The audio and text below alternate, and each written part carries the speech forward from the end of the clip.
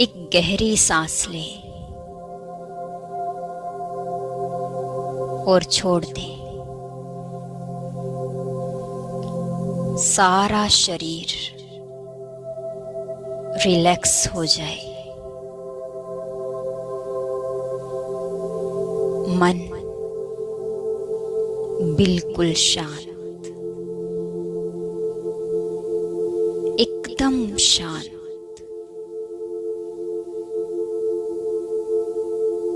मैं आत्मा हूं, शरीर नहीं। शांत, निर्मल, स्वर्णिम प्रकाश का एक छोटा सा बिंदु। मैं इस शरीर की आंखों से देख रही हूं।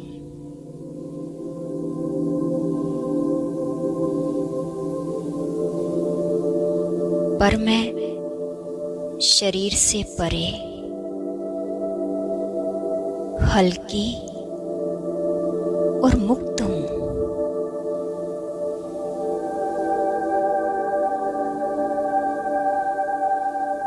देखते रहें छोटा सा चमकता सितारा।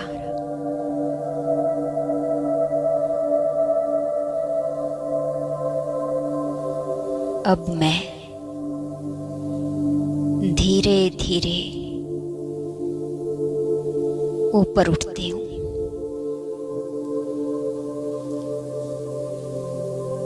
इस देह से, इस कमरे से, इस धरती से ऊपर और ऊपर पहुंच जाएं अपने घर, परम धाम घर में, जहां लाल सुनहरी रोशनी का जैसे असीम सागर है।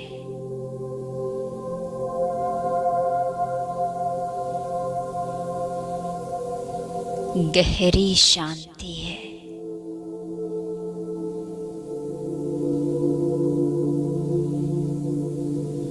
ऐसी शांति जो दुनिया में कहीं भी नहीं।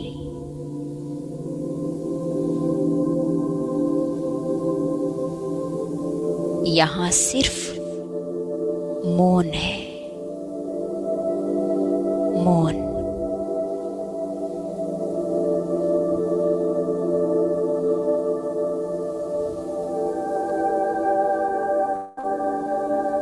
सामने देखें प्यारे बाबा की दिव्य उपस्थिति।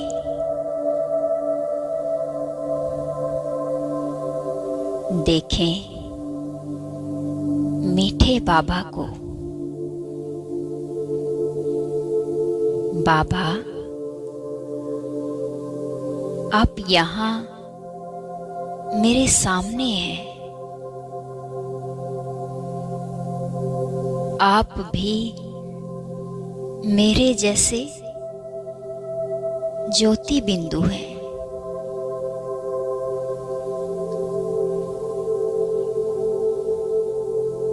आप असीम शक्ति, असीम प्रेम और करुणा से भरे हो बाबा।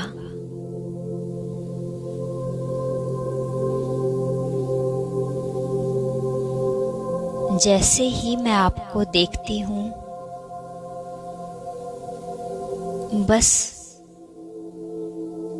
आपकी ओर खिंचती चली आती हूँ।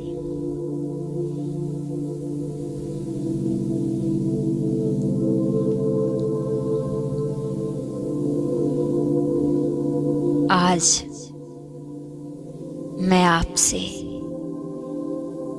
दिल खोल कर बातें करना चाहती हूँ।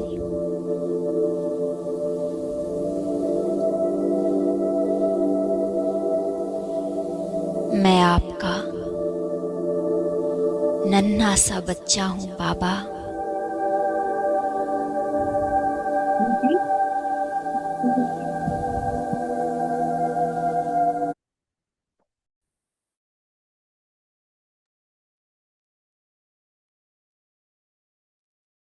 हाँ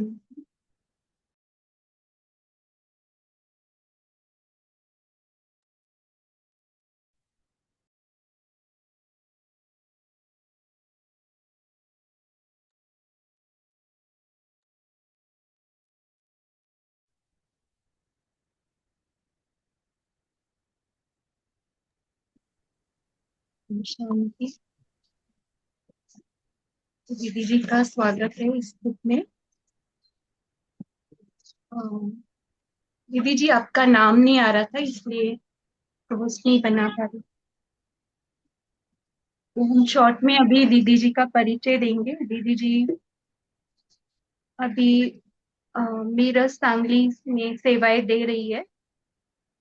दीदी जी 95 को ज्ञान दिया और 96 को 1996 को समर्पित भी हुए। तो एक साल में इतना निर्णय लिया, तो ये बहुत मोटिवेशनल था मेरे लिए। इसलिए देखो, एक साल में ही धक से स्वाहा होना है,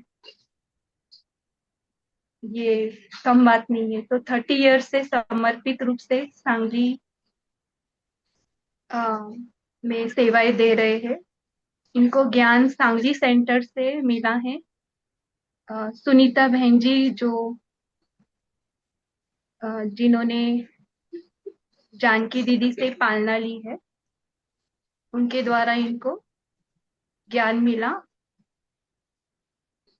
और अभी ये मीरज में सेवाएं दे रही है। तो अभी वहां पे पूरा महिला दिन का भी बहुत सारा प्रोग्राम था, फिर भी दीदी ने वक्त निकाल के हमें मीटिंग और इस क्लास के लिए हाँ जी कहा। तो अभी दीदी से ही सुनेंगे गुलजार दादी जी की कुछ अनमोल स्मृतियाँ। दीदी जी over to you. Om Shanti. Om Shanti. आदरणीय दादी गुलजार जी के बारे में अनुभव सुनाने का जो सौभाग्य मुझे प्राप्त हुआ है, मैं आज उसके लिए धन्य समझती हूँ। दादी गुलजार जी बहुत ही सरल चित्त और मृदु भाषी और साथ ही साथ भगवान के अनन्य अमूल्य रत्नों में से एक, जिसे कहे कि छोटा नंदी करके इनकी महिमा गाई जाती है। गुलजार दादी के लिए कहेंगे कि कम से कम 50 साल से उन्होंने भगवान से सबको मिलाया। जो कि ब्रह्मा बाबा 33 इयर्स बाबा को अपना उन्होंने रख दिया, लेकिन उससे भी ज्यादा गुलजार दादी के द्वारा बाबा ने अपनी अव्यक्त पालना का पार्ट बजाया। तो गुलजार दादी का जीवन का परिचय मैं प्रथम देना चाहूंगी। गुलजार दादी का जो लौकिक नाम था, उनका नाम शोभा था और उनका 1 जुलाई 1929 को उनका जन्म हुआ और मात्र 8 साल की उम्र में 1936 में उन्होंने अपना जीवन, मतलब उनके लौकिक माता जी उनको लेके आए और जो बाबा ने बोर्डिंग स्कूल खोला था उसमें दाखिल कर दिया। तो उनका ये जो यज्ञ में आना था, इसकी एक छोटी सी स्टोरी है इसके पीछे। इनकी लौकिक माता जी को बाबा का सत्संग बहुत अच्छा लगता था, जिनका नाम था ऑलराउंडर दादी जी, जो अलौकिक नाम है। तो ऑलराउंडर दादी जो थी वो सत्संग में आया करती थी, उनको बहुत अच्छा लगता था।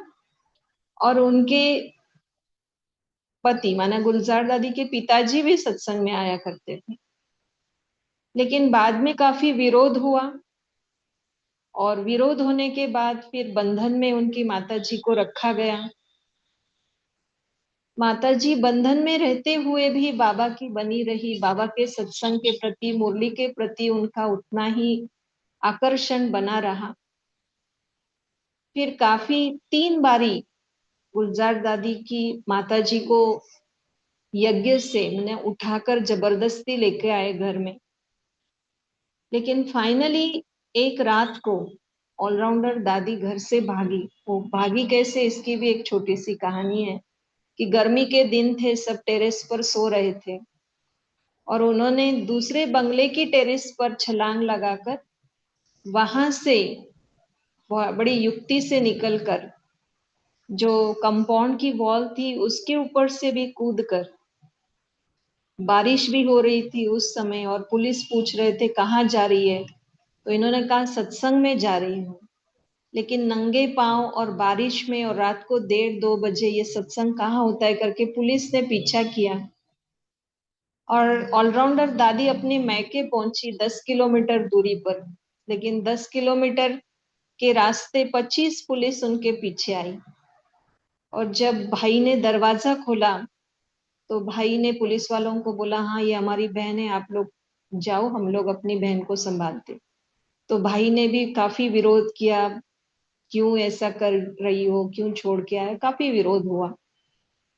तो इसके पीछे एक ही कारण है कि उन्होंने दादी गुलजार को मना, शोभा जो कि नाम था, मैं और मेरी बच्ची यज्ञ में समर्पित होंगे, ये पक्का कराया।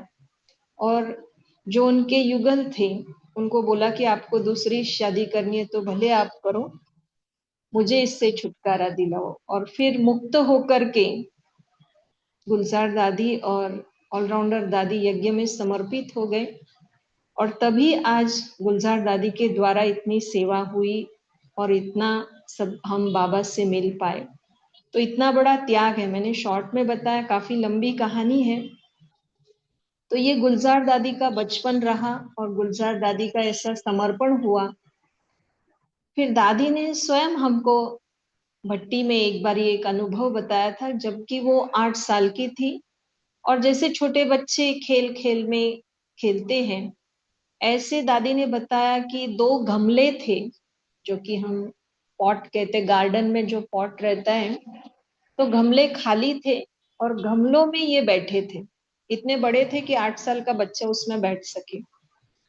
तो 2 बहनें आमने सामने, दादी गुलजार एक पॉट में और सामने वाले पॉट में दूसरी बहन, और क्या खेल रहे थे, मैं आत्मा, मैं आत्मा, मैं ज्योति बिंदु आत्मा, मैं ज्योति बिंदु आत्मा, ये खेल खेल रहे थे। और खेल खेलते खेलते गुलजार दादी ट्रांस में चली गई, जो पहली बार ट्रांस में चली गई। लेकिन कुछ समझ में नहीं आया। वो जो माता संभालने के लिए निमित्त थी, उसने दादी को उठा के अंदर लाया। ये पहला एक्सपीरियंस था।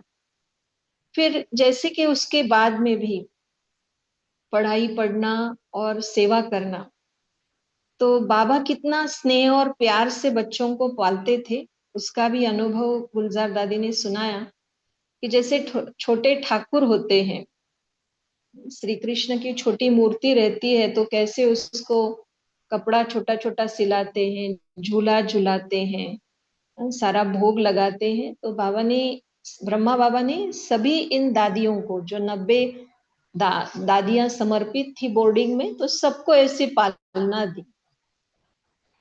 जैसे मच्छरदानी में बाबा टॉर्च लगाकर देखते थे कोई मच्छर तो नहीं है, फिर कोई फ्रूट आता था तो पहले ठाकुर को खिलाना, माना ये सब दादियों को खिलाना। ऐसी बहुत ही राजकुमारियों की तरह इनकी पालना हुई। वो भी दादी हमेशा क्लास में सुनाते थे कि बाबा ने कितना प्यार से हमें पाला। फिर उसके बाद जो है सेवाओं का दौर चला 1952, जो कि एक तरफ बेगरी पार्ट भी चल रहा था और सेवाओं की भी शुरुआत हुई। तो दादी हमको क्लास में सुनाते थे कि कैसे बाबा ने हमको केवल कहा कि आपको लखनऊ में जाकर सेवा करनी है, लेकिन लखनऊ कहाँ है ये भी दादी को मालूम नहीं था।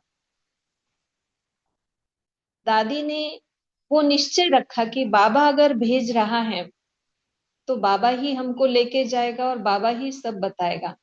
तो बाबा ने उनको कहा था कि फर्स्ट क्लास ट्रेन से जाना है, ट्रेन का जो डब्बा है वो फर्स्ट क्लास होना चाहिए, फर्स्ट क्लास में जाना और वहां मिनिस्टर की कॉटेज में रहना और सेवा करना। अब इनको ये भी पता नहीं है कि टिकट क्या होता है, ट्रेन का फर्स्ट क्लास क्या होता है, सेकंड क्लास, थर्ड क्लास क्या होता है, कुछ भी पता नहीं। इनके पास टिकट भी नहीं और ये थर्ड क्लास डिब्बे में ट्रैवल कर रहे थे। तो दादी ने कहा कि हम लोगों को पता नहीं था, लेकिन आजू बाजू के जो लोग थे वो इतने अच्छे नहीं थे और वो बीड़ी सिगारेट पी रहे थे, तो वो जो धुआं जा रहा था तो हमको अच्छा नहीं लगा। तो हम जो स्टेशन मास्टर होता है उसके पास गए और बोला कि हमारे बाबा ने बोला है हमको फर्स्ट क्लास में जाना है। उन्होंने कहा आपके पास टिकट है? तो बोला नहीं हमारे पास टिकट तो नहीं है, लेकिन हमारे बाबा ने कहा है हमको, बस ये एक शब्द जरूर रिपीट कर रहे थे कि हमारे बाबा ने कहा है कि फर्स्ट क्लास में जाना है। तो बोला टीसी जो है वो हमारी तरफ देखा, स्टेशन मास्टर ने भी देखा कि ये अच्छी घर की लगती है, अच्छे तपस्वी योगी आत्माएं हैं और इनको जाने दो। ऐसे फर्स्ट क्लास में दादी के साथ दो बहनें भी थी, तो उनको ऐसे फर्स्ट क्लास का टिकट बना के दिया और उनको परमिशन दी। और लखनऊ पहुंचे तो लखनऊ में भी रिक्शा वाले को बोला कि ऐसे ऐसे मिनिस्टर कॉटेज जाना है। तो बोला ये तो साधारण बहनें दिख रही है और ये मिनिस्टर कॉटेज में क्या करेंगे, उसको भी आश्चर्य लगा। बोला एग्जैक्ट वहां ही जाना है? तो बोला हाँ एग्जैक्ट वहां ही जाना है। और फिर मिनिस्टर कॉटेज में भी जाकर यही शब्द रिपीट किया कि हमारे बाबा ने बोला है मिनिस्टर कॉटेज में रह के सेवा करना। तो वहां के लोगों को भी लगा कि ये बहनें लगती है अच्छी योगी तपस्वी हैं, सेवा करेंगी। और फिर ऐसे दादियों ने वहां मिनिस्टर कॉटेज में रह करके सेवाएं की और फिर मकान मिला, सेवाएं वृद्धि को पाई, वो एक कहानी है। लेकिन जो बाबा का शब्द, बाबा की श्रीमत, तो गुलजार दादी कहती थी हमारे लिए जैसे वही शक्ति थी। बस जाना है, बाबा ने बोला और बाबा कराएगा और बाबा ने कराया भी। तो हमेशा बाबा कहते थे अंधों ने मुलुक ढूंढ के निकाला, तुम लखनऊ नहीं ढूंढ सकते, ऐसा भी वो डायलॉग दादी कहकर दिखाती थी। और ऊपर से ये कहती थी कि हमने जो मेहनत की वो आपको कोई मेहनत करने की जरूरत नहीं, आप तो माखन खाने के समय आ गए। तो जो मेहनत की वो दादियों ने की। सोच सकते हैं हम लोग की जहाँ कोई रास्ता मालूम नहीं, लखनऊ कहाँ है मालूम नहीं, टिकट मालूम नहीं और बस जाना है और एक ही सहारा है बाबा।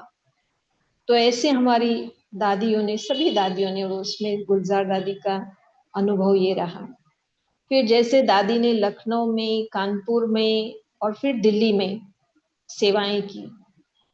फिर दादी ने ये भी कहा कि कैसे दिल्ली में सेवा शुरू हुई। जो आज दिख रहा है इतना वैभव और इतना आलीशान सब सेंटर, ओआरसी जो हमको दिखता है, ये तो नहीं था पहले। तो दादी कहती थी हम मिट्टी के मकान में रहते थे और मंदिरों में जाकर के प्रवचन करना, कोर्स कराना, ये सेवा करते थे। और जो कि कोयले का, चारकोल का जैसे शिगड़ी रहती थी उस पर खाना बनाते थे। और प्रवचन के बाद हमको कोयला मिलता था, फिर ऐसी वो थैली थी, कोयले की थैली हम लेके आते थे। क्लास किया, कोर्स किया। तो दादी कहती थी अगर आज के जमाने में कोई बहन को बोलो कि ऐसा कोयले का थैला पकड़ो तो आप लोग पकड़ेंगे क्या, ऐसा पूछते थे हमें। तो कितना देही अभिमानी थे, ये भी उससे पता चलता है कि यज्ञ के लिए क्या कुछ नहीं त्याग किया दादियों ने। तो वो एक याद आता है कि फ्रॉम जीरो टू हाइट, माना कितना ग्राउंड लेवल पर जाकर दादियों ने सेवा की। फिर जैसे कि सेवाएं बढ़ी तो दिल्ली में सेवाएं जैसे शुरू हुई तो दादियों के साथ के अनुभव जो हमारी चक्रधारी बहन जी सुनाते हैं कि चक्रधारी बहन तो घर में रहते थे और जैसे दादी ने बोला कि मेरे साथ जो रहने वाली बहन है वो कहीं और सेवा के लिए गई है और आप आ सकते हैं, तो एकदम चक्रधारी बहन ने हाँ बोला और आ गए चक्रधारी बहन। तो चक्रधारी बहन ने कहा वहां 4 ही खाने थे, शेल्फ जो बोलते हैं, दीवार के अंदर ही शेल्फ थे और एक में गुलजार दादी के कपड़े थे, एक में जगदीश भाई के कपड़े थे और एक माता रहती थी उसके कपड़े थे और एक में चक्रधारी बहन के कपड़े थे। और वो भी जो कि है दोपहर 2 बजे पहुंची थी तो दादी सो रही थी। तो दादी ने बोला कि खटिया के नीचे एक चटाई है वो निकालो और तुम भी सो जाओ। तो देखो आज तो इतना सब दिखाई देता है लेकिन खटिया और खटिया के नीचे चटाई और एकदम सेल्फ, ऐसे मिट्टी के जो मकान और उस दीवार में सेल्फ और उस सेल्फ में कपड़े रखे हुए थे, तो ऐसे दिन थे। और फिर दादी वो भी कहती थी कि मैं जहाँ सोती हूँ तो मेरा सोना भी एक क्या है, सेवा है। क्योंकि दादी जिस खटिया पर सोती थी उस खटिया के नीचे ना, गद्दी के नीचे जो थे ना, सबके कपड़े रहते थे, साड़ी कुर्ता पैजामा जो होता था, ताकि दादी सो जाएगी उसके ऊपर तो नीचे प्रेस होते थे कपड़े। बाकी तो कोई स्पेशल प्रेस भी नहीं थी सेंटर पर उस समय। तो दादी कहती थी मेरा सोना भी क्या था, सेवा था। तो ये चक्रधारी बहन अपना अनुभव सुनाती है। तो उसके बाद जो विशेष भारत सरकार की सेवा हुई, मिनिस्ट्री की सेवा हुई, उसके लिए भी दादी गुलजार निमित्त बने और उनकी मेहनत बहुत थी। तो जैसे एक तरफ बाबा जो अव्यक्त हुए उस समय का एक बहुत अच्छा उनका पार्ट रहा कि 18 जनवरी 1969 जैसे बाबा अव्यक्त हुए तो फोन दादी प्रकाशमणि ने फोन के द्वारा गुलजार दादी को बताया ऐसे ऐसे हुआ। तो दादी तुरंत रात की ट्रेन से निकलकर सुबह पहुंच गई और सुबह पहुंच गई तो 3 दिन में सब आए और जो भोग लगाना था तो उस समय दादी से भी, गुलजार दादी से भी बड़ी 10-12 बहनें थी। तो दादी प्रकाशमणि ने सबको पूछा तो सभी ने मना कर दिया। किसी ने बोला कि मैं बाबा को देख नहीं पाऊंगी, मुझे बहुत रोना आएगा। किसी ने बोला कि मैं बाबा की सारी जीवन कहानी जानती हूँ, लौकिक और अलौकिक। जो संतरी दादी थी उन्होंने भी मना कर दिया। तो सबने मना कर दिया। तो लास्ट जो पूछा प्रकाशमणि दादी ने, गुलजार गुल तुम तो मना नहीं करोगी ना, दादी के ऐसे शब्द थे। तो दादी ने हाँ जी बोला, जो आप जैसे आप कहेंगे मैं करूंगी। और फिर गुलजार दादी भोग लगाने के लिए बैठे और आगे का इतिहास हम सबको मालूम है कि अव्यक्त बाप दादा की पधरामणी गुलजार दादी के तन द्वारा हुई। बाबा ने गुलजार दादी का पार्ट जैसे कि रिओपन किया और सारे राज उसमें बताए कि कैसे यज्ञ चलेगा, कैसे अवतरण होगा और कैसे सारी यज्ञ की कारोबार चलेगी। तो ये हाजी का पार्ट पक्का किया और गुलजार दादी को ये चांस मिला।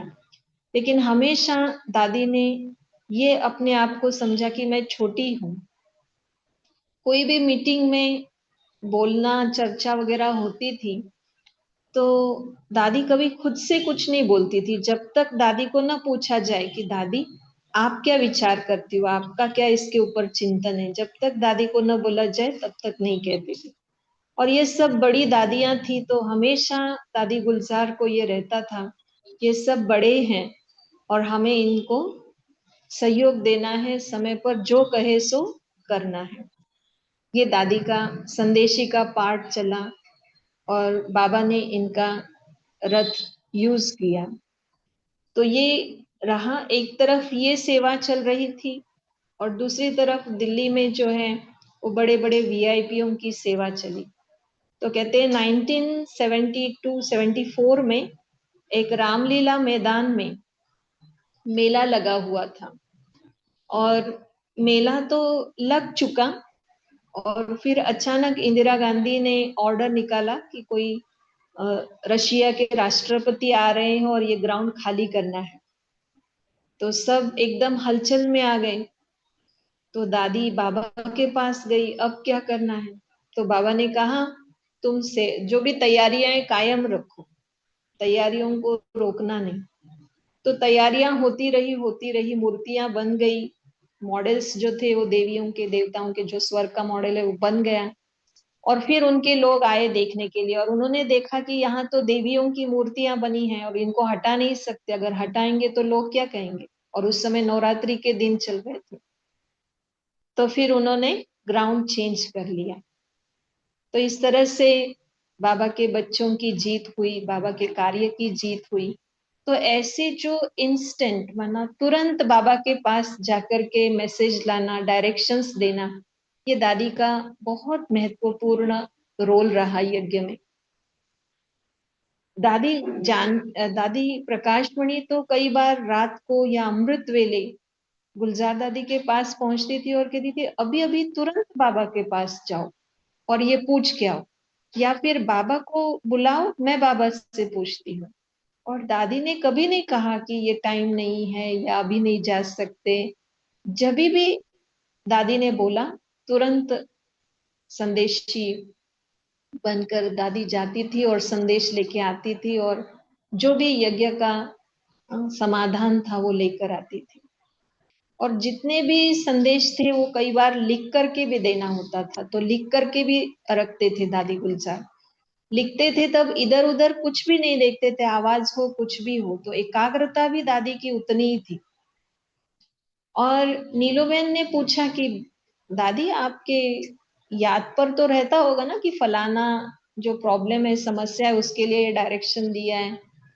तो दादी कहती थी, एक बार मैंने दादी को सब बता दिया तो मैं बुद्धि एकदम क्लीन क्लियर हो जाती है, मुझे याद भी नहीं रहता कि किसके लिए क्या संदेश था, किसके लिए क्या मैसेज था। इतनी दादी की बुद्धि की विशालता देखो।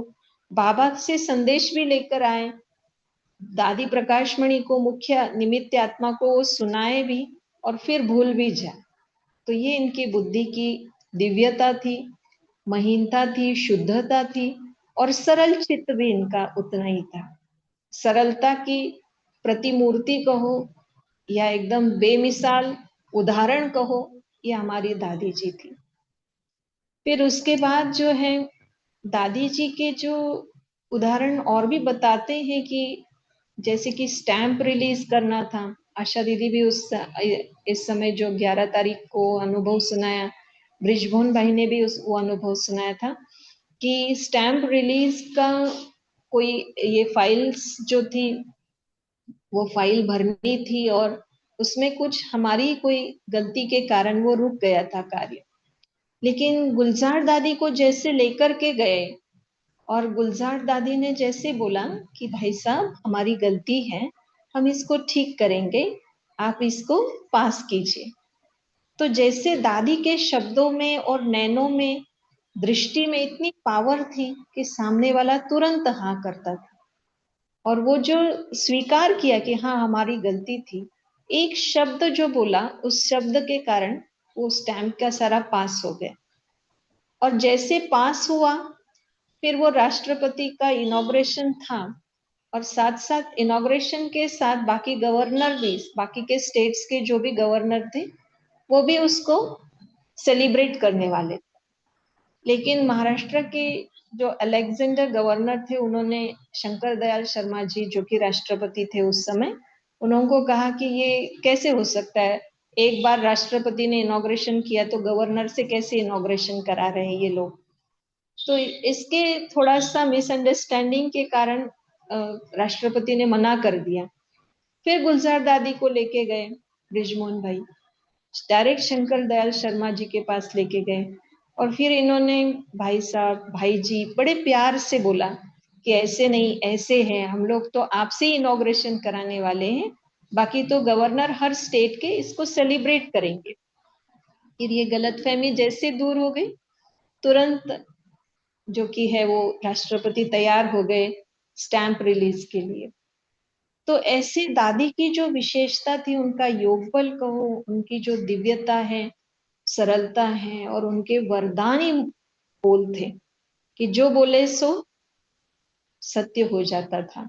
तो ऐसे उस समय भी कमाल लगा इन लोगों को कि कैसे दादी ने बोला और वो राष्ट्रपति भी मान गए।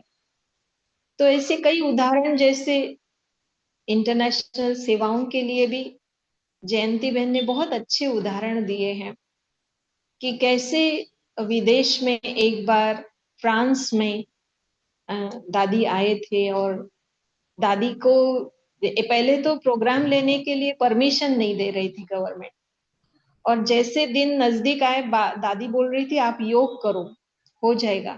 और फ्रांस में सभी योग कर रहे थे, और जैसे ही योग करते गए और परमिशन मिल गई प्रोग्राम करने की, गुलजार दादी जी आए, वहां पर सबको रिफ्रेश भी किया, क्लास कराया, योग कराया, सबसे मिले फ्रांस में, पेरिस में, और तुरंत वहां से फ्लाइट लेके कहीं और जाना था।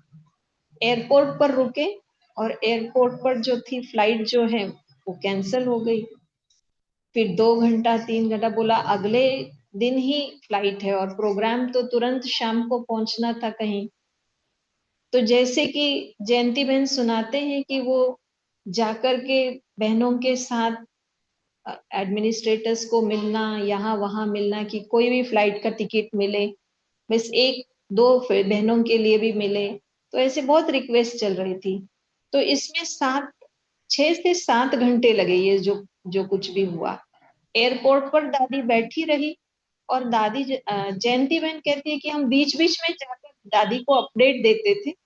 तो दादी बैठी है, पूरे पेरिस का जो भी परिवार था उनसे मिल रही है, दृष्टि दे रही है, उनको कहानियां सुना रही है, उनके साथ चिट चैट कर रही है, क्वेश्चन आंसर चालू है। दादी एकदम लाइट है, दादी को कुछ भी उसका नहीं है कि फ्लाइट का टिकट कैंसिल है, फ्लाइट कैंसिल है, उसका कुछ भी उसके ऊपर असर नहीं। तो ये जो दादी की स्थिति थी ना, ये जो जयंती बहन ने बोला, ये हमको बहुत कुछ सिखा के गई कि अचानक कुछ भी नीचे ऊपर हो जाए, लेकिन अपनी स्थिति को सदैव हल्का रखना चाहिए, और स्थिति एकदम लाइट होगी तो काम एकदम सरल हो जाएगा। फिर दूसरा है कि हलचल के समय या कोई भी परिस्थिति आती थी तो दादी के शब्द यही थे कि बाबा करा रहा है, बाबा का कार्य है, और बाबा कराएगा। कभी भी दादी उसके ऊपर चिंतन या मनन, या जैसे कि टेंशन लेना, या क्या होगा, कैसे होगा, ये करे वो करे, ऐसा कुछ भी नहीं होता था। दादी की ऐसी अचल अडोल स्थिति रही। फिर जैसे कि दादी के लिए नीलू बहन जी के काफी सारे अनुभव, और तारा बहन के भी अनुभव है, क्योंकि नीलू बहन तो पूरा 40 साल उनके साथ रही। तो नीलू बहन ने जो मुझे लगा बहुत अच्छा अनुभव उन्होंने सुनाया, जो हम सबको प्रेरणादायक है। 2013 की बात है, 2013 मतलब 2013, तब दादी का एक छोटा सा ऑपरेशन हुआ था, और बॉम्बे में थे दादी जी, और शांतिवन में सभी भाई बहने इकट्ठे हुए थे बाबा मिलन के लिए। दादी जी का ऑपरेशन हुआ है, दादी लेटी हुई है, और अचानक सडनली दादी उठ के खड़ी हुई और बोला कि मुझे अभी ले चलो, शांतिवन ले चलो, मुझे बाबा के पास जाना है। तो नीलूबेन ने कहा नहीं जा सकते, अभी नहीं जा सकते, हम लोग कैसे जाएंगे, अभी अभी तो आपका ऑपरेशन हुआ है। निर्वैर भाई भी थे, निर्वैर भाई ने भी दादी को समझा है कि नहीं जा सकते दादी अभी। तो फिर 4 बजे, सुबह 4 बजे, रात भर ये चलता रहा, सुबह 4 बजे सभी चले गए। तो गुलजार दादी नीलू बहन को फिर से रिक्वेस्ट करती है, नीलू तू तो कुछ तो कर, मुझे लेके चल। छोटे बच्चे की तरह जिद करते हुए नीलू बहन ने कहा पहली बार मैंने देखा, और दादी ने कहा मुझे उन आत्माओं की पुकार सुनाई दे रही है जो शांतिवन में बाबा से मिलने के लिए आए हैं ना, उनकी मुझे पुकार सुनाई दे रही है। ऐसे जब कहा तो नीलू बहन ने कहा अब मेरे हाथ में कुछ भी नहीं है, डॉक्टर के हाथ में है सारा। ये चल रहा था सुबह 4 बजे। फिर सुबह 10 बजे उसी दिन एक भाई मिलने के लिए आया दादी को, और दादी को उसने कहा मैं फलानी फलानी जगह जा रहा हूँ, जाते जाते आपसे मिलके जाऊं इसलिए आया हूँ। दादी ने पूछा आप कैसे जा रहे हो? तो बोला मेरी स्वयं की एक चार्टर्ड फ्लाइट है ना, एरोप्लेन है, और मैं अपने पर्सनल एरोप्लेन से मैं जा रहा हूँ। तो दादी ने बस नीलूबेन की तरफ देखा, कुछ बोला नहीं। तो नीलूबेन समझ गए। तो नीलूबेन ने उस भाई को रिक्वेस्ट किया कि ऐसे ऐसे हैं और दादी की दिल है कि वहां शांतिवन में जाएं। तो भाई ने बहुत प्रसन्नता से बोला मैं अपनी फ्लाइट कैंसिल करता हूँ, भले दादी जी इस फ्लाइट से मधुबन जाए। और फिर सब तैयारियां हो गई और डॉक्टर से भी पूछा। डॉक्टर ने बोला कि भले दादी यहाँ से जाए भी तो भी आपके प्रोग्राम में दादी 10 मिनट के ऊपर तो नहीं बैठ सकती। क्या शब्द था? आपके प्रोग्राम में 10 मिनट के ऊपर भी दादी बैठ नहीं सकेंगी। निर्भय भाई ने बोला ये हमारा प्रोग्राम नहीं है, ये प्रोग्राम ऑलमाइटी अथॉरिटी का है। और सचमुच दादी जी वहां पहुंचे और फिर दादी के तन द्वारा बाबा ने 4 घंटे मुरली चलाई। और जो दादी की अवस्था थी तो नीलूबेन जानती थी। तो नीलूबेन ने बाबा को बीच में जाकर बोला भी कि बाबा अब पूरा हो गया। 1 घंटे के बाद नीलूबेन ने बोला बाबा कि अब हो गया पूरा, अब जाओ अभी। ऐसा भी बोला रिक्वेस्ट, क्योंकि ऑपरेशन हुआ था और दादी 10 मिनट नहीं बैठ सकती और इतना टाइम। तो बाबा ने बोला कि मुझे पता है और दादी का शरीर मैं चला रहा हूं, आप चिंता नहीं करो। तो ऐसे हमारी दादी। और बाबा ने ये भी कहा कि आत्माओं की पुकार भी थी, दादी की तरफ भी थी और बाबा की तरफ भी थी। इसलिए बाबा और दादी आज आए हैं और बच्चों से मिलेंगे। तो ये समर्पण था, ये त्याग, ये सहनशीलता दादी में थी। और दादी की बुद्धि भी इतनी क्लियर थी जैसे बाबा की। जैसे बाबा को खींच हो रही थी तो दादी को भी खींच हो रही थी। उसके बाद का जो पार्ट चला दादी की, जैसे जैसे अवस्था जो है बीमारी थी, वो 2016, 2017, 2016 को तो पूरा दिल्ली छोड़ के आए। और फिर 2017 को तो लास्ट जो अवतरण की मुरली चली, बाबा ने लास्ट शब्द उच्चारण किए कि समाप्ति वर्ष मनाओ। जैसे ब्रह्मा बाबा के द्वारा बाबा ने लास्ट शब्द उच्चारे थे, अब बाबा बच्चों से विदाई लेते हैं। और इसमें कहा गुलजार दादी के तन द्वारा जो लास्ट शब्द उच्चारे वो थे समाप्ति वर्ष। और उसके बाद तो 3 साल गुलजार दादी गामदेवी सेंटर पर मुंबई में रहे, क्योंकि दादी को जो था वो समंदर की जो हवा रहती है वो अच्छी रहती थी तबीयत दादी की। तो डॉक्टर ने भी प्रेफर किया था कि समंदर के किनारे ही इनको रखा जाए। तो जो गामदेवी का सेंटर था वहां पर दादियों ने बहुत सारी, मतलब पहला सेंटर, और वहां काफी सारी दादियों ने, बाबा ने भी वहां तपस्या की है। तो गुलजार दादी वहां पर ही रहे। और वहां पर रहते हुए दादी 3 साल रहे, लेकिन 3 साल पूरा साइलेंस में रहे। साइलेंस में इतनी तपस्या की कि कुछ भी बोलना है करना है तो आंखों के द्वारा, इशारे से पता लगता था कि दादी को क्या चाहिए, राइट है या गलत है, वो भी जो भी है सब आंखों से इशारों से ही दादी बोलती थी। तो ये स्थिति रही दादी की अंतिम। और फिर जो 11 मार्च 2021 को जो एकदम सीरियस थे, और शिवरात्रि का दिन था उस दिन, और जो कि हॉस्पिटल में अंतिम समय जो लेटे हुए थे, तो जो नर्स है उनकी, और साथ ही साथ तारा बहन है, सब दीदियां, सब भाई, वरिष्ठ भाई सब सामने खड़े थे। और 10:30 का ट्रैफिक कंट्रोल भी बज रहा था। और एकदम जैसे दादी का शरीर थोड़ा सा जैसे बाबा के अवतरण के समय हिलता है, ऐसे थोड़ा सा हिला और दादी की आंखें पूरी बंद हो गई।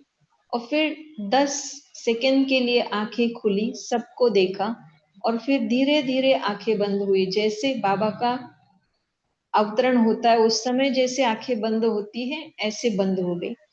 तो ऐसे देखने वालों को ऐसे लगा जैसे बाबा आया और बाबा ही दादी को लेके गया।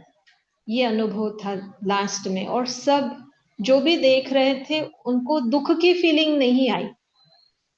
तो वो भी शक्तिशाली स्थिति बना करके गई दादी। ये उनकी कितनी ऊंची अवस्था रही होंगी कि खुद भी शक्तिशाली बनो और दूसरों को भी शक्तिशाली बनाओ। तो ऐसी ऊंची अवस्था बनाए। और लास्ट में जो साइलेंस का पार्ट ही पढ़ा है। जब 2020 में दादी जानकी जी अव्यक्त हुए तो नीलू बहन को कहा गया कि दादी जानकी अव्यक्त हुए, ये समाचार गुलजार दादी को उनकी स्थिति और समय देख करके बताया। तो नीलू बहन ने जैसे दादी को बोला था कि जानकी दादी ने शरीर छोड़ा, अव्यक्त हुए हैं, तो दादी ने बोला हाँ मुझे पता है, मैं वतन में उनसे मिल करके आ रही हूँ। तो दादी को सब पता होता था। ये एक बड़ी सीखने जैसी बात है कि साइलेंस में कितनी पावर है, कि इतनी दूर मधुबन में जो हो रहा है वो भी सब दादी को पता है, वतन में क्या हो रहा है वो भी दादी को पता है। तो ये जो स्थिति है ये हम कैसे बनाए, ये सीखने का है। और डॉक्टर मोहित गुप्ता वो भी बताते हैं कि कैसे छोटे छोटे ऑपरेशंस भी होते थे ना, तो दादी को बताते थे दादी ये 15 मिनट की प्रोसीजर है और इसमें ऐसे ऐसे आपको थोड़ा पेन होगा या जो भी है, ऐसे ऐसे काटना है या स्टिचेस डालने जो भी है। तो दादी कहती थी मुझे अशरीरीपन का अनुभव ना, एकदम स्टेज ऐसी देह से न्यारी। तो 15 मिनट के बाद फिर डॉक्टर बोलते थे अभी हो गया पूरा, फिर दादी जैसे शरीर में आती थी। ऐसी दादी की अवस्था। और ये अवस्था बनाना, इसके लिए बहुत टाइम का अभ्यास चाहिए। और हम सब भाई बहनों को ये सीखना चाहिए कि हमारे जो ये दादियां हैं, सभी दादियां हैं, और उसमें गुलजार दादी का तो बहुत बड़ा ऊंचा उदाहरण है। इतने ऑपरेशंस हुए लेकिन कैसे अशरीरीपन का अभ्यास इनका पक्का था। जो मुंबई के अशोक मेहता डॉक्टर हैं, रेडियोलॉजिस्ट हैं, वो बताते हैं कि जो कैंसर की ट्रीटमेंट दादी की उन्होंने, तो उन्होंने बताया कि जब मैं देखने के लिए गया दादी को, तो दादी खुद मुझे पूछ रही है how are you doctor, doctor आप कैसे हो। तो उन्होंने कहा मुझे शॉक लगा कि ऐसे कैंसर पेशेंट जो कि कीमो लेने के बाद तो दूसरे दिन तो उठता ही नहीं है, बात कैसे करेगा। और दादी जी उठ के बात कर रहे हैं और वो भी इतना प्रसन्न चेहरे से। तो ये जो थी दादी की अवस्था, बीमारी के समय कहो या जो भी छोटे मोटे ऑपरेशंस के समय कहो, उन्होंने अपनी तपस्या का प्रत्यक्ष उदाहरण दिया कि कैसी तपस्या रही होगी, कैसे अशरीरीपन का अभ्यास किया होगा। तो इसीलिए हम लोग यही दादी से सीखे कि सच में अशरीरीपन का अभ्यास हो, हाजी का पाठ हो, त्याग तपस्या हो, कैसे हम इनसे सीखें। और एक था दादी के क्लास में हमेशा एक शब्द रहता था मेरा बाबा। और जब भी अवतरण के पहले दिन दादी का क्लास होता था उसी टाइम शाम को 7 से 8 बजे, और दूसरे दिन अवतरण होता था 7 से 8 बजे। तो उसी टाइम जब अनाउंस होता था सुबह कि गुलजार दादी क्लास करेंगे तो सब जोरदार ताली बजाते थे। ये सबका जैसे एक बहुत बड़ा फेवरेट क्लास होता था।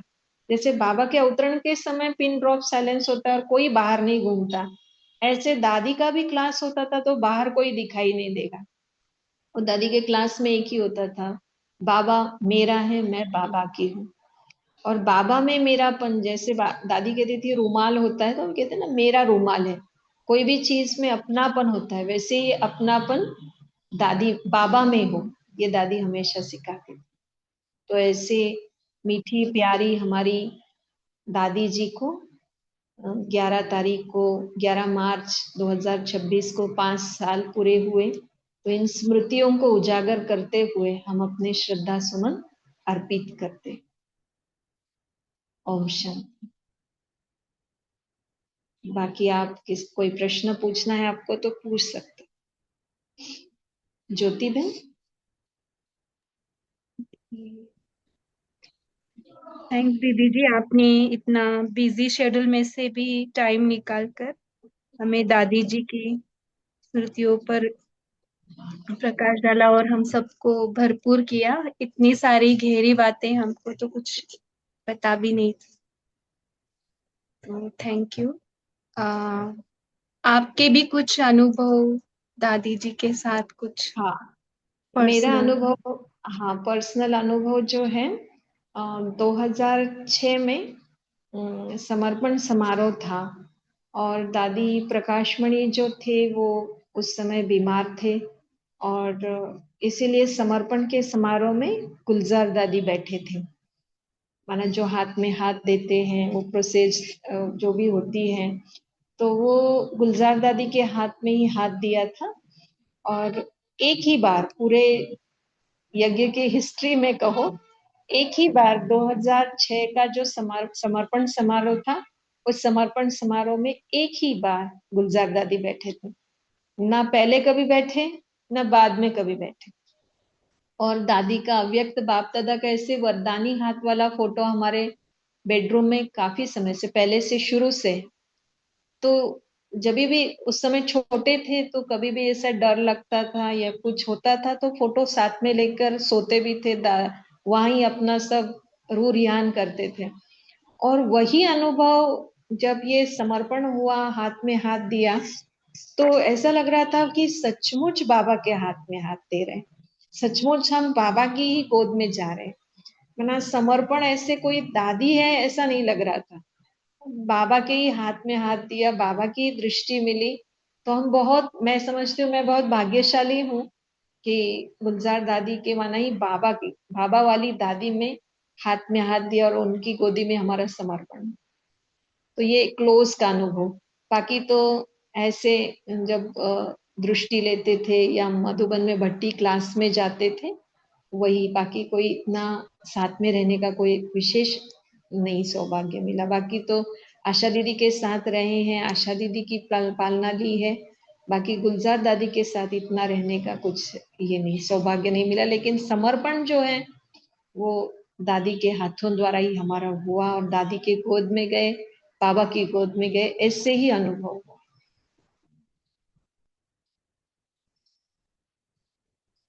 जी,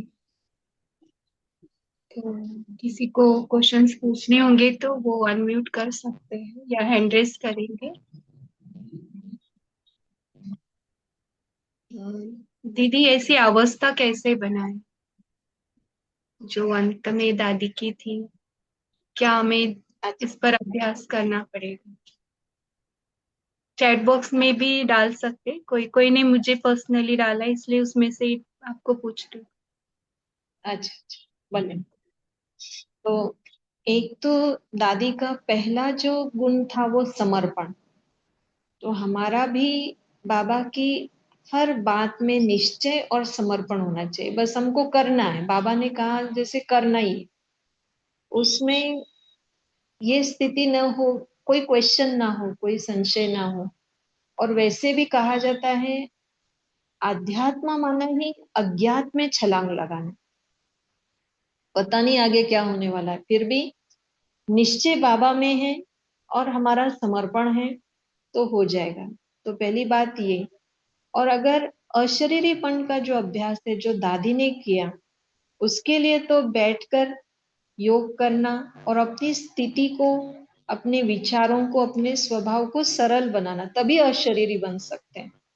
नहीं तो जो विचार चलता है ऐसे क्यों वैसे क्यों, तो ये जो है क्यों क्या का चिंतन चलता है ना, तो वो अशरीरीपन नहीं हो सकता।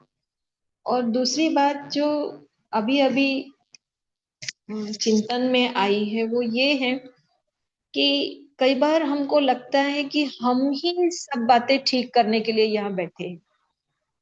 ऐसे लगता है पूरी जिम्मेवारी मेरी है, चाहे यज्ञ की है, घर की है, सेंटर की है, ऐसे लगता है सब मुझे ही ठीक करना है। लेकिन मुझे कोई ठीक नहीं करना, मुझे अपने आप को ठीक रखना है और मेरी अपनी आप की अवस्था बनानी है। ये पक्का करें हम, नहीं तो दूसरों को ठीक करते करते स्वयं की अवस्था गिर जाती है। तो अशरीरीपन के लिए बाबा ने जैसे लास्ट में यही अभ्यास कराया है, ड्रिल कराई है कि हर घंटे में 1 मिनट अशरीरीपन का अभ्यास हो, और दूसरा समर्पण भाव हो, और बाबा के ऊपर पूरा निश्चय हो। अशरीरीपन का अभ्यास बार बार बढ़ाते जाएं और फुल स्टॉप लगाते जाएं। तो ये मैं समझती हूँ कि ये जो दादी की विशेषता रही, मेरा बाबा और समर्पण भाव और अशरीरीपन का अभ्यास, इसके लिए अभ्यास ही चाहिए, और कोई practice practice and practice, practice से ही होगा ये। ओम शांति। और किसी को क्वेश्चन पूछना है तो पूछ सकते हैं। सभी अनम्यूट कर पा रहे हैं ना? संगीता सिस्टर, आपने सबको अनम्यूट किया है? ओम शांति। Yes sister. ओम शांति। किसी को कुछ पूछना होगा तो पूछ सकते हैं।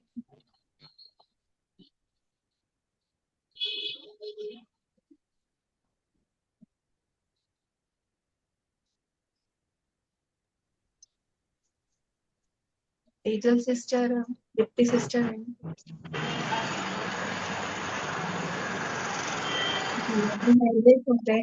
ओके दीप्ति बहन, आप पूछ सकते हैं। जी, ओम शांति दीदी।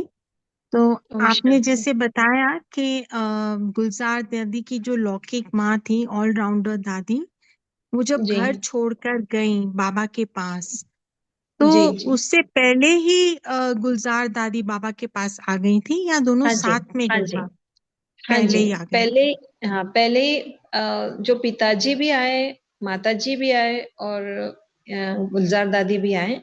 तो गुलजार दादी बोर्डिंग में पढ़ रहे थे, और माताजी जो कि है सेवादारियों के साथ सेवा करती थी, तो उनको उठा कर लेके गए थे। गुलजार दादी वहां ही थे, शोभा, शोभा जिनका नाम था। तो बच्ची शोभा वहां ही रही। गुलजार दादी की मम्मी को 2 बारी उठा, 3 बारी उठा कर ले गए, पहले ही आ गई थी। जब अच्छे थे, सारे संबंध अच्छे थे, तभी आ गए थे। पहले ज्ञानी थे, इनके पिताजी भी ज्ञानी थे, लेकिन फिर जो इनके कहते हैं कि जो उनके बड़े भाई थे वो विरोधी थे, और इसलिए इन्होंने इनकी, माना गुलजार दादी के जो पिताजी थे उनको विरोधी बना दिया, और फिर ये सारा ड्रामा चला, आगे चल करके विरोधी बने। थैंक यू दीदी, thank you so much. Thank you.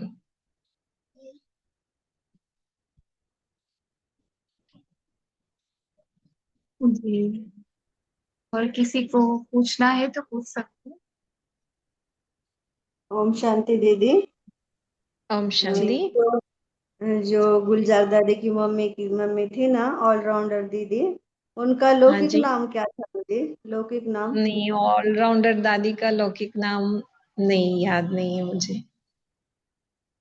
Okay ji, okay. हाँ जी।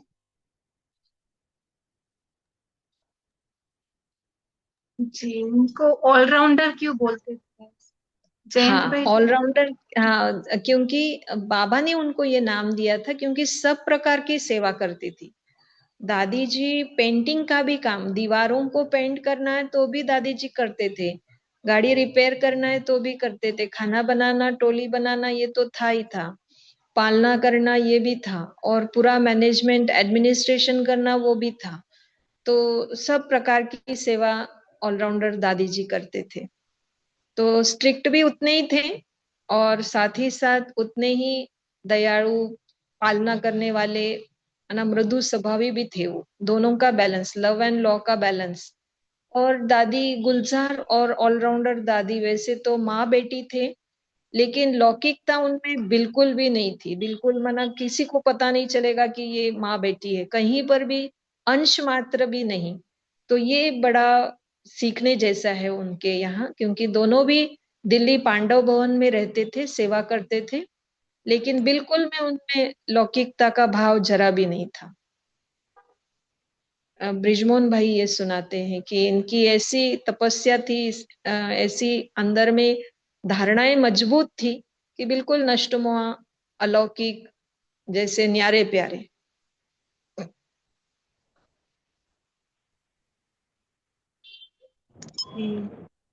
जयंत ओम दीदी शांति आपको जी। हाँ जी, ओम शांति। दीदी साइलेंस की क्या विधि है?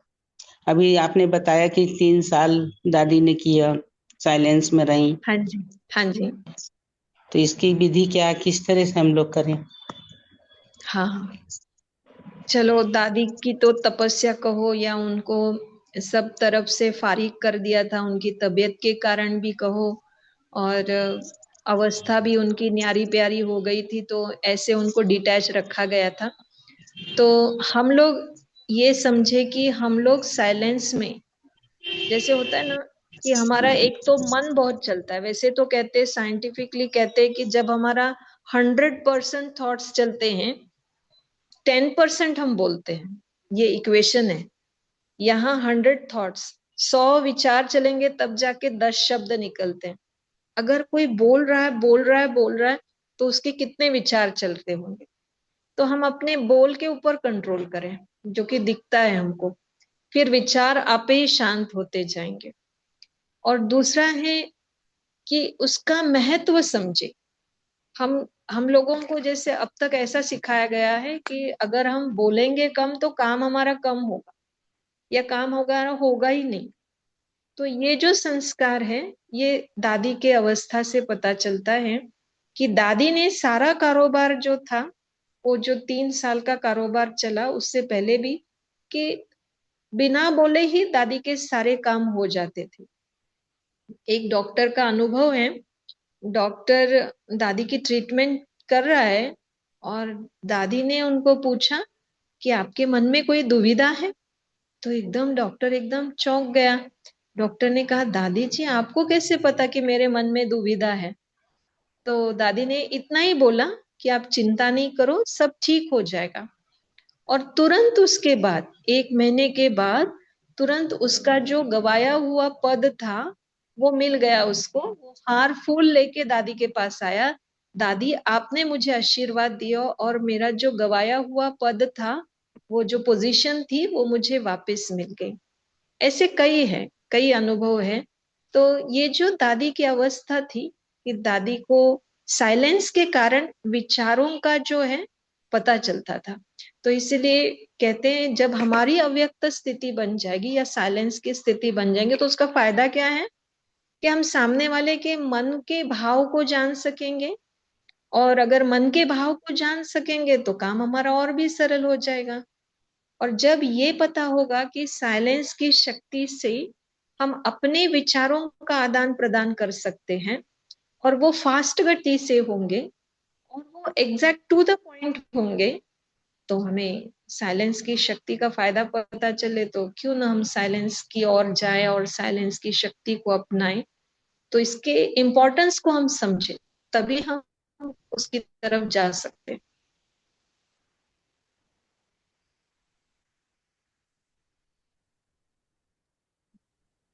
जी, कृष्णा बहन आपका अनम्यूट है, आपको कुछ पूछना है? सॉरी जी। जी, ओके। और किसी को कुछ क्वेश्चंस हैं? हाँ जी, ओम शांति। जी, बोलिए।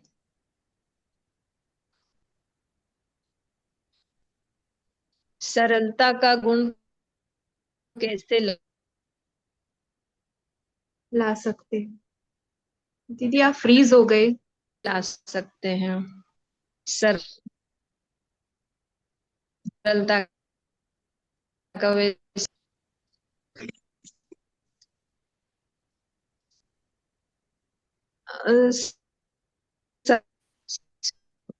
स्वभाव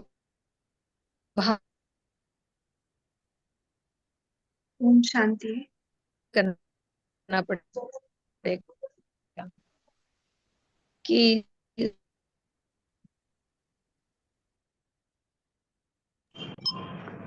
दीदी आवाज रुक रुक या के आ मेरे रही है। हाँ, दीदी की तरफ से नेटवर्क इश्यू आ रहा है, हमारी आवाज नहीं जाएगी। माने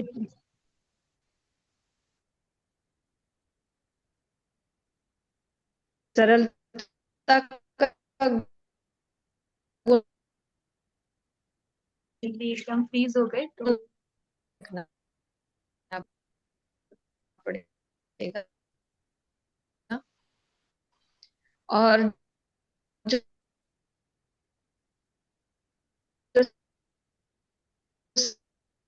सरल मैसेज शांति दीदी, आपको आवाज आ रहा है हमारा? आवाज आ रही आ रही है आवाज?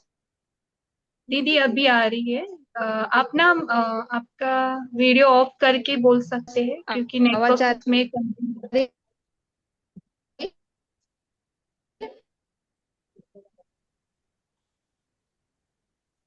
आपका एक बार वीडियो ऑफ एग्जिट करके ऑडियो। करके फिर ओके ओके, एग्जिट करके भी आप ज्वाइन। एंट्री। जी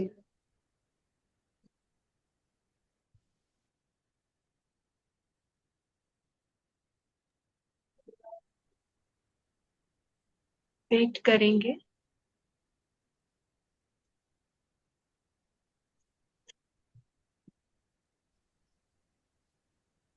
नहीं, फिर से एग्जिट करके ज्वाइन।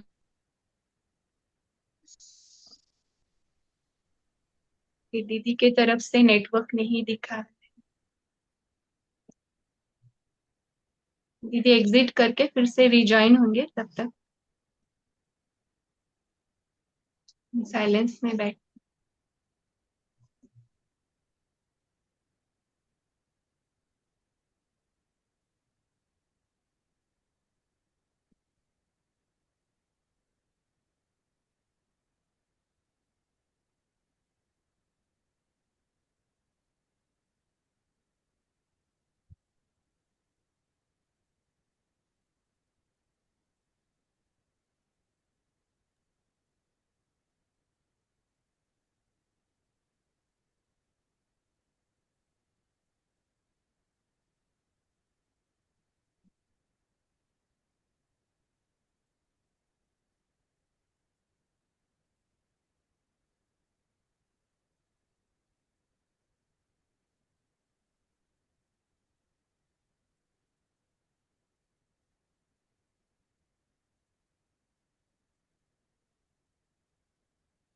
दीदी जी की तरफ से भी सिग्नल नहीं आ रहा।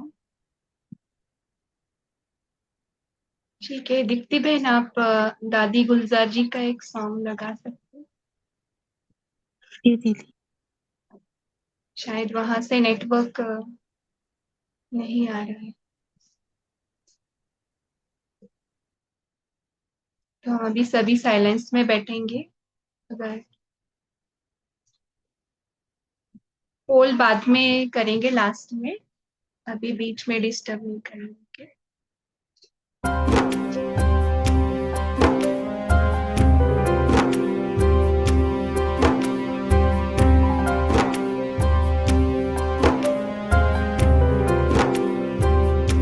हृदय को मोह कर हम सबके तुम चली गई अंबर के पार।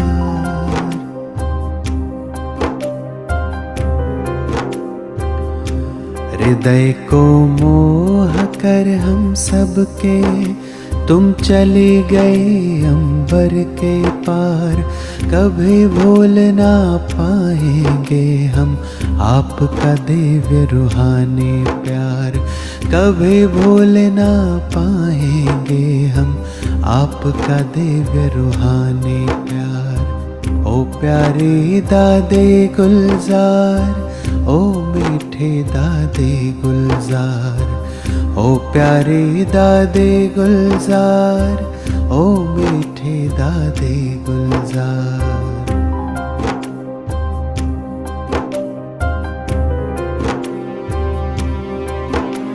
शिव को खुद में समा के तुम हम सबको करते रही भरपूर।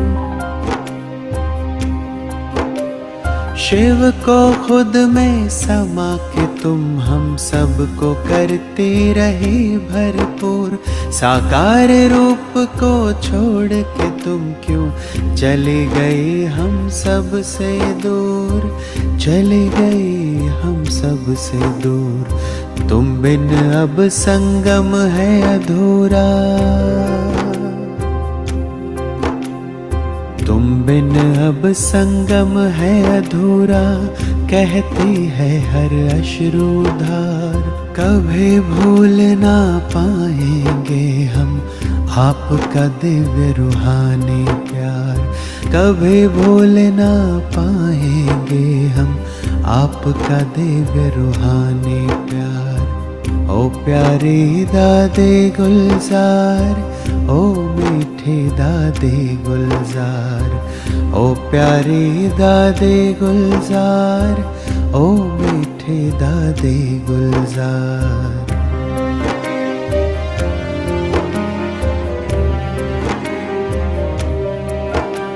बाबा ने लगाया हमको गले, दादे जी आपके द्वारा है।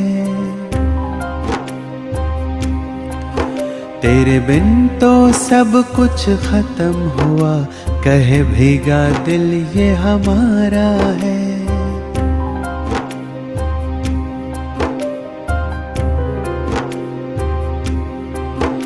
बाबा ने लगाया हमको गले, दादे जी आपके द्वारा है। तेरे बिन तो सब कुछ खत्म हुआ, कहे भीगा दिल ये हमारा है, कहे भीगा दिल ये हमारा है। अलविदा आपका दादी जी, नहीं करता है ये मन स्वीकार। अलविदा आपका दादी जी, नहीं करता है ये मन स्वीकार। कभी भूल ना पाएंगे हम आपका दिव्य रूहानी प्यार, कभी भूल ना पाएंगे हम आपका दिव्य रूहानी प्यार। ओ प्यारे दादे गुलजार, ओ मीठे दादे गुलजार, ओ प्यारे दादे गुलजार, ओ मीठे दादे गुलजार।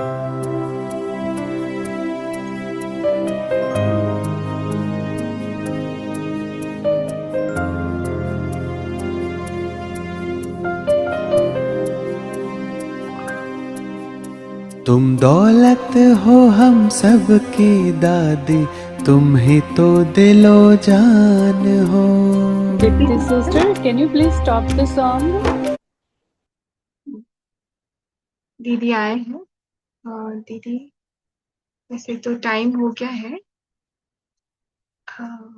आपसे नहीं सुन पाए हम, बीच में फ्रीज हो गया था पूरा। दीदी क्या आप सुन सकते हैं? शायद दीदी की तरफ से नेटवर्क नहीं है। अनम्यूट कर सकते हैं दीदी जी आप?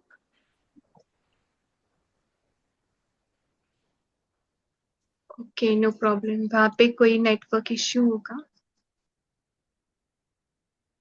ठीक है, हम दीदी जी को नेक्स्ट टाइम और एक बार इनवाइट करेंगे। दीदी का योग भी बहुत अच्छा है, हम भी सांगली से ही है, सो बहुत अच्छा उनसे आज अनुभूति सुनने को मिला। तो हम अभी 1 मिनट साइलेंस में बैठेंगे, उसके पहले सभी मेन स्क्रीन पर आइए और पोल का आंसर देंगे। ओके, सभी मेन स्क्रीन पर आइए, अभी पोल शेयर करेंगे, तो सभी उसका आंसर दीजिए। फिर हम 1 मिनट साइलेंस में रहकर उसको एंड करेंगे कॉल को। 1 मिनट निराकारी दुनिया में चले।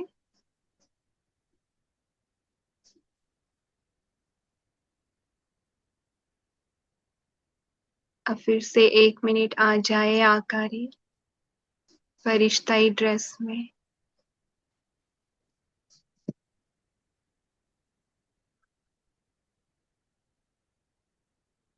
अब आ जाए 1 मिनट में सब तरफ से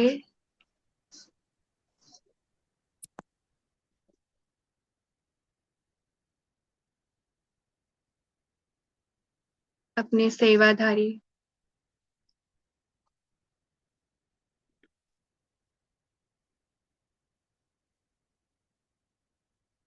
देखे हम सेवा करते हुए भी मन बुद्धि से निराकारी दुनिया से अटैच्ड है। हाथ काड़े दिल याड़े।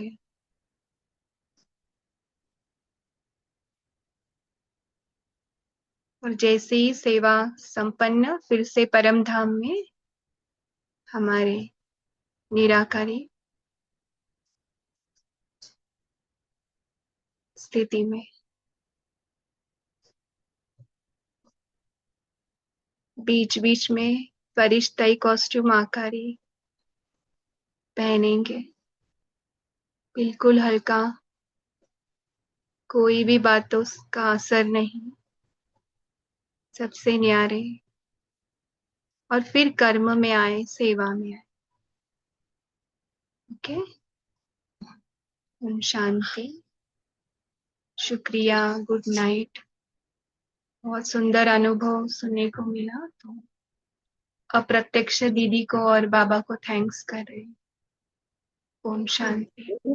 दीदी सांगली की दीदी का नाम क्या था, क्या है जी? निवेदिता, निवेदिता अभी मीरज में है। Nivedita, okay okay. अभी मीरज में है क्या? हाँ, मीरज और सांगली एक ही कनेक्शन में आते ओके ओके ओके दीदी। एक ही चलिए। ज्योति ज्योति और दीदी, किसी ने शेयर किया है कि रुक्मिणी है उनका नाम, ऑलराउंडर दीदी का। हाँ जी, ज्योति दीदी नेक्स्ट टाइम उनको जानकी दादी के लिए एक्सपीरियंस शेयर करने के लिए बता देना। अभी है ना हाँ जी, हाँ, जानकी दादी का भी। हाँ, हाँ जी, जरूर। आप सभी का रिक्वेस्ट है, देखेंगे। अभी भी पूरा उनका पैक शेड्यूल था, फिर भी बाबा ने इतना सुंदर अनुभव उनसे शेयर करवाया। चलिए फिर सभी गुड नाइट, सभी गुड नाइट करते हुए दादी जी को भी गुड नाइट करेंगे। दादी जी जैसे कि हमारे साथ ही थे, 1 घंटा ऐसे लग रहा था। तो सभी दादी जी को गुड नाइट करते हुए अभी हम कॉल को एंड करेंगे। ओम शांति।